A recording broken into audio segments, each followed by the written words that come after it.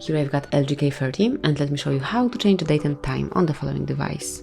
So at first let's open the settings, then find and pick General.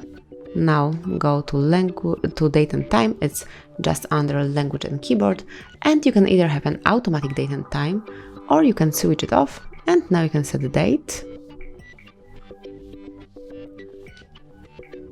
and time and also the time zone manually by yourself. So let me pick some random time zone.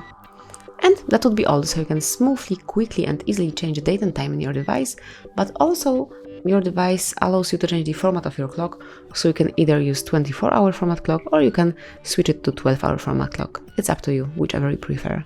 Then, if you would like to go back to automatic setup, just tap on those switchers and now we are back in the automatic settings. So that would be all. This is how you can change the date and time in your device. Thank you for watching. Please subscribe our channel and leave the thumbs up.